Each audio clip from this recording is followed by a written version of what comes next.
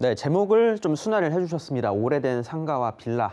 바로 썩은 상가와 썩은 빌라 이야기하는 겁니다. 최근 들어서 이 키워드가 갑자기 순위권에 올라가고 있는 모습들도 보여주는데요. 자, 그렇습니다. 최근에 서울권역이나 아니면은 특히 1, 2기 신도시들 같은 경우에 이제 노후 연한이 다가오다 보니까 이러한 상가들과 오래된 건물들, 이제는 재개발과 재건축을 생각을 안 할 수가 없는 상황이 돼버렸습니다. 자, 특히 서울 같은 경우에 오세훈 서울시장님이 어떻게든 개발을 하겠다고 하니까 서울에 있는 다양한 지역들의 빌라 가격들 많이 올라가는 모습들을 보여주는데요. 다 오르는 건 아니죠. 개발을 할 수 있을 만한 노후도가 어느 정도 충족이 된 지역들. 자, 그렇습니다. 오래된 상가, 썩은 상가와 썩은 빌라, 과연 어떠한 방식으로 투자를 해야 되고 어떠한 차이점이 있는지 한번 알아보는 시간을 갖도록 할 텐데요. 자, 인터넷 포털 사이트입니다. 네이버나 다음, 썩은 상가, 썩은 빌라 검색하면 수많은 정보들이 나오게 되고요. 자, 그와 함께 된 연관 검색어들도 많이 나오고 있는 상황들입니다. 아마 이 키워드로 검색을 해보시면 대략적으로 왜 이곳에 투자를 하는지 알게 되실 것 같은데요. 자, 썩은 상가들 같은 경우는 바로 재건축이죠. 재건축을 염두를 해두고 투자를 하는 겁니다. 상가라고 해서 무조건 재건축을 한다, 그런 거는 아니고요. 자, 아파트 단지 내 상가, 이게 가장 요즘 크게 떠오르고 있다라고 바라보시면 좋을 것 같습니다. 자, 그와 함께 썩은 빌라들 같은 경우에 재개발, 역시나 서울에서 추진하고 있는 수많은 재개발 사업들, 자, 신통기획뿐만 아니라 공공 재개발 등 많은 개발 사업들이 있습니다. 자, 그거에 맞춰서 투자를 하는 거지 그냥 무작정 노후됐다고, 이 건물이 노후됐다고 투자를 하는 그런 거는 아니라는 겁니다. 자, 재개발과 재건축을 추진을 할 때 그 일대의 노후도가 어느 정도 되어 있는지 확인을 하고 투자하셔야 된다라고 말씀을 드리겠고요.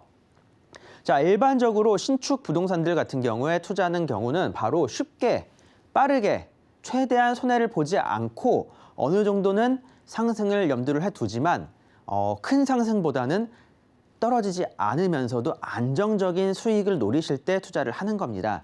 자, 입지 여건, 개발 호재, 교통 환경, 직주 근접, 지역 특성, 선호하는 평형대만 분석을 하신다라면 자, 신축에 투자를 하실 경우에는 손해를 보실 일은 없다라고 말씀을 드리겠습니다. 자, 그만큼 쉬운 투자 방법이 신축 부동산에 투자를 하는 방법이지만 자, 앞에서 말씀드렸던 썩은 상가와 썩은 빌라들 같은 경우에는 사실상 어느 정도의 리스크가 있다라는 것을 말씀을 드려야 될 것 같습니다. 자, 그렇기 때문에 이 리스크 염두를 해두고 제대로 된 곳에 투자를 하셔야 된다라고 말씀을 드릴 텐데 자, 이런 썩은 것들의 특징에 대해서 한번 알아보도록 하겠습니다. 자, 바로 재개발과 재건축에 대한 기대감을 갖고 투자를 하는 겁니다. 자, 오래된 거 시간 지나봐야 수선비 그리고 계속적으로 인테리어 비용만 들어가지 무슨 가치가 있겠느냐. 자, 재개발과 재건축이 진행이 된다면 다른 이야기죠. 자, 사업 진행 초기에도 크게 가격이 상승을 합니다. 자, 이렇게 큰 가격 상승을 노리고 투자에 나선다라고 보면 될 것 같고요. 자, 사업이 아무리 늦어지고 계속적으로 연장이 된다 하더라도 집값이 떨어진다. 떨어지긴 좀 힘들다라고 말씀을 드려야 될 것 같습니다.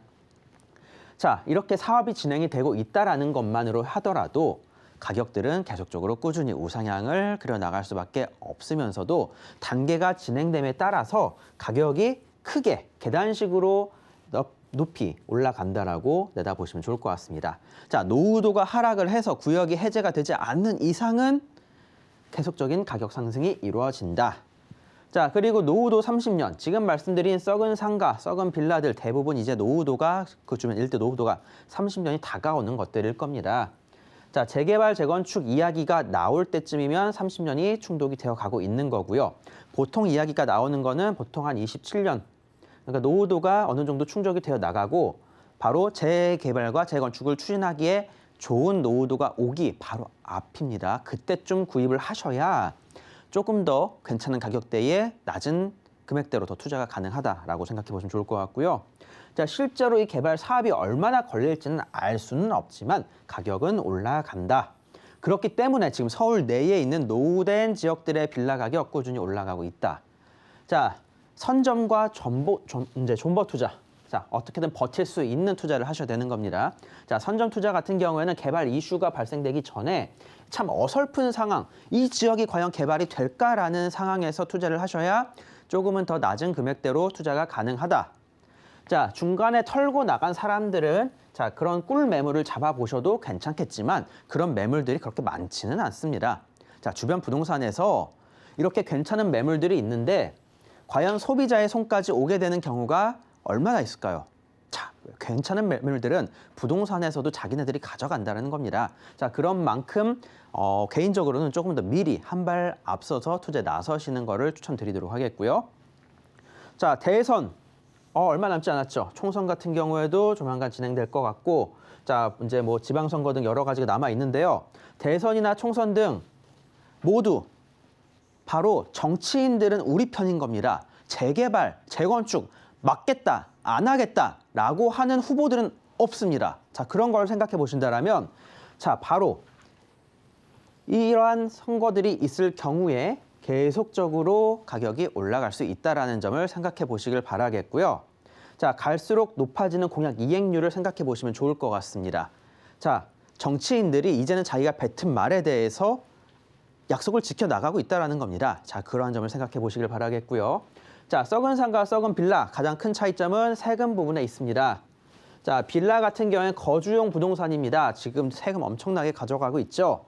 자, 그러한 점을 생각해 본다면 취득세, 보유세, 양도세 모두 중과가 되고 많이 낸다라는 단점을 가지고 있습니다. 자, 하지만 재개발을 추진할 때 있어서 이것만큼 좀 안심하고 투자가 가능한 것은 없다라고 말씀을 드리겠지만 그래도 세금은 무섭다. 상가 같은 경우엔 피거주용입니다. 자, 취득세가 4% 구간대 양도세 중과도 없고요. 자, 법인은 법인세율을 따르기 때문에 사실 일반 개인이 투자하는 것보다 확실히 세금적으로 메리트가 있습니다. 자, 그만큼 중과되는 부분들이 없다. 중과가 없고 취득세율도 4%대도 낮다. 자, 주택에 포함이 되지 않기 때문에 향후 청약까지 노릴 수도 있다라는 장점을 갖춘 게 상가입니다. 자, 그런 만큼 이 썩은 상가들의 가치 계속적으로 올라가고 있고 거래량이 많다라는 점입니다. 자, 감정평가 기준에 있어서도 말씀을 드려야 될 텐데요. 자, 빌라 같은 경우 자, 층별 종전 자산의 감정평가 금액의 차이가 크지 않습니다. 층별로 1층이나 5층이나 사실 가격 차이가 그렇게 크지 않다라는 겁니다. 면적이나 구조가 같다라고 그러면 가격 차이가 크지 않기 때문에 저층을 사셔도 그리고 고층을 사셔도 상관이 없다고 말씀드릴 것 같고요.